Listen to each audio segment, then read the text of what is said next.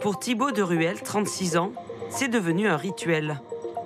Face au miroir chaque matin, il applique anti-cerne et correcteur de teint. Et tous ces produits-là, j'ai commencé vraiment cette année, entre la météo à Paris, l'anine un peu blafarde, du coup, je suis passé aux produits qui donnent un peu meilleure mine. Un embellissement discret, sans avoir l'air fardé. C'est assez facile en fait, ça. Comme vous l'avez vu, ça prend pas beaucoup de temps.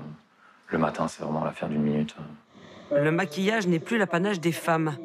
Le marché masculin s'envole, plus 45% depuis le Covid, et atteint aujourd'hui les 30 millions d'euros. Celui-là, ça va être un sérum à la vitamine C, du coup, pour améliorer la teinte de la peau.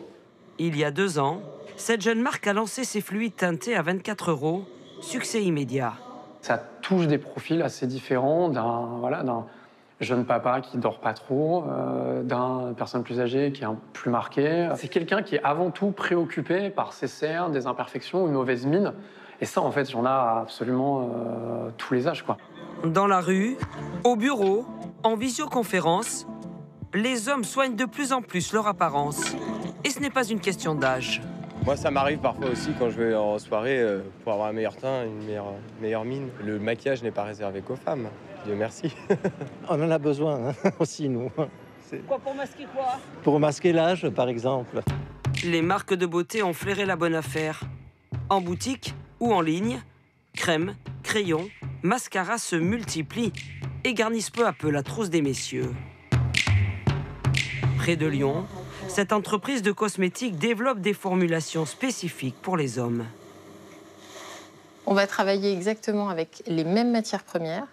En revanche, on va travailler sur des pourcentages différents pour obtenir effectivement un rendu plus naturel. Et surtout, il faut que le produit de maquillage pour hommes reste facile à utiliser.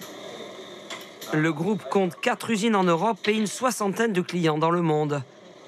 Selon ses spécialistes, ces dernières années, le marché a franchi un cap. Le fond de teint un peu baume pour vraiment unifier le teint. On a vraiment un boom de la tendance maquillage homme à la fois en Europe et en Amérique et une croissance extrêmement rapide en Asie. Ceux qui font le plus parler la poudre et vont plus loin, les moins de 35 ans comme Maxime Oberlander. Lui se maquille depuis 3 ans. De base, je m'exprime avec mon style vestimentaire. Et en fait, du jour au lendemain, j'ai essayé le maquillage. Et pour moi, c'est la continuité et la partie créative que je veux montrer. Ce jeune influenceur peut gagner jusqu'à 2 000 € par mois grâce aux réseaux sociaux. Maquillage léger ou plus prononcé, la tendance est lancée.